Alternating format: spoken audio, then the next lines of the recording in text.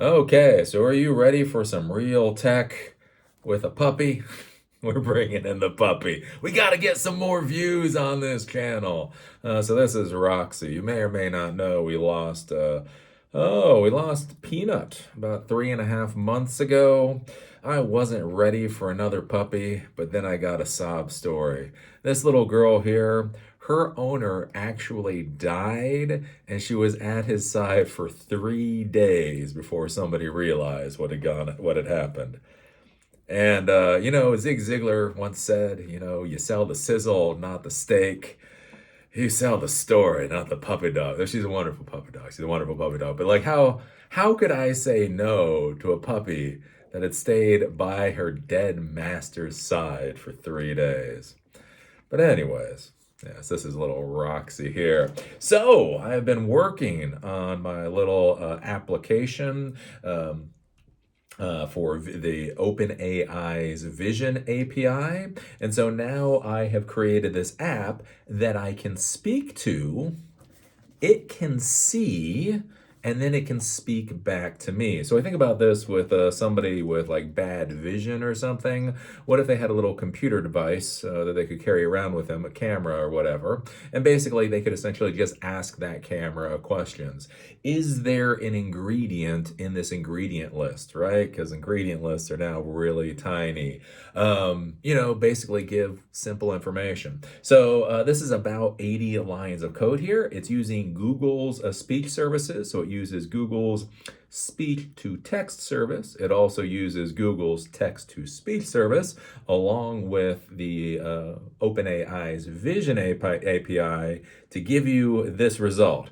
Now it is a little slow. This is not at Amazon speed. This is at quirky, my tech project speed. But I think this is pretty cool here. So if I turn this on, computer, what is this?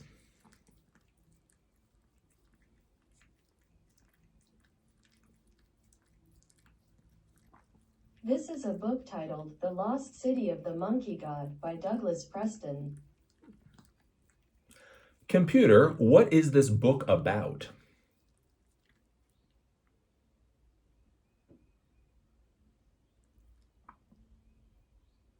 The book is The Lost City of the Monkey God by Douglas Preston. It's a non-fiction account of an expedition into the Honduran rainforest to discover the legendary White City, or City of the Monkey God. Computer, what other books has this author written?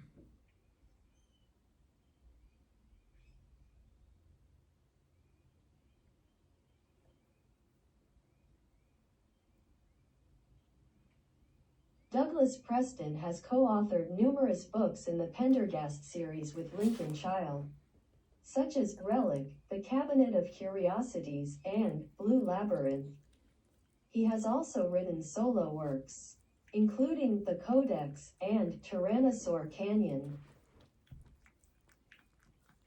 So there you go. That's the simple project that we have up until this point. And this is what I'm trying to show folks is pretty cool with modern computers. It's not just keyboards and mice and monitors and printers anymore.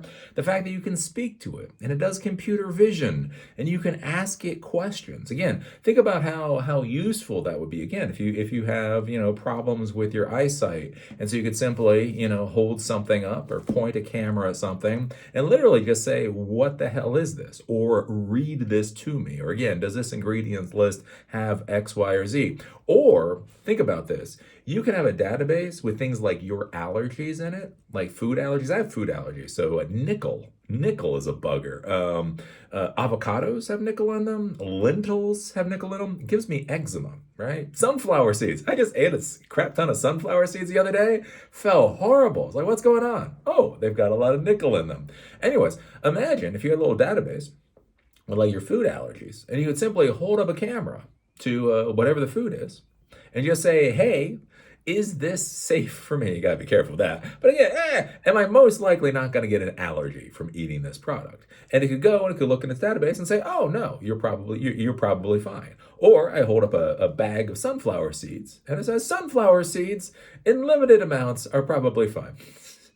Don't eat a cup of them though. Right? Again, imagine that, like when we talk about augmented reality, so many times nowadays we talk about augmented reality, and it's all about these video screens, right? You'll have, a video, images over images, that whole Terminator like thing. Which again, I don't. That would make me sick. That would make me lose my damn mind. I literally don't want that. But you could create tools like this, again, to augment reality. Is it, again, that's where you get definitions. Augmented reality, theoretically, the way they argue it, is literally, again, images over what you're looking at. That's theoretically augmented reality. So what I argue for is just reality that has augmentation.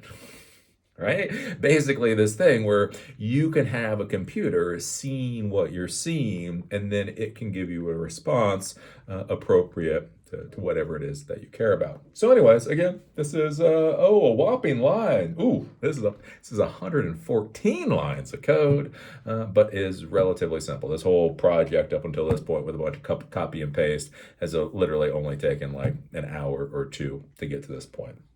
And that's because I'm just slow as hell.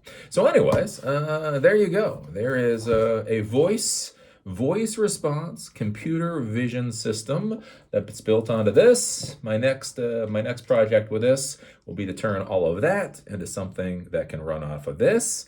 And then maybe not now, probably not now, but maybe in the nearest future, what would be really cool is if that thing could run off of this. Again, imagine for a blind person. Again, if it was just like a little camera setup just on their hand, right? So they could just say, "What is this?" And it would just take a picture and it would tell them. And especially like if it went into Bluetooth, like, and like if you could do identification, at some point you'll be able to do identification, tell me where this person is in the room. And you could go around, it could do facial recognition and say, "Oh, yep, okay, the person you're looking for is in that particular direction." There is a lot of a really amazing stuff that can be done with this. And as I say, AI is hard. APIs are not. APIs are so damn easy. We live in an amazing world. So anyways, that's all I got to say. This is Roxy. This is Roxy. If you see this little face in images, that's our new little puppy. She's, I don't know, I call her anticlimactic. Like Peanut. You had to work with Peanut. Peanut was a dog. Peanut would bite your face off if you did something stupid. Roxy, not so much. She's fine. She doesn't really bark. She doesn't bite. She's just like, the world's the world. I've seen my master die in front of me. Past that, everything else is fine. She's just such a relaxed little chihuahua. Yeah, aren't you? Anyways, see y'all later.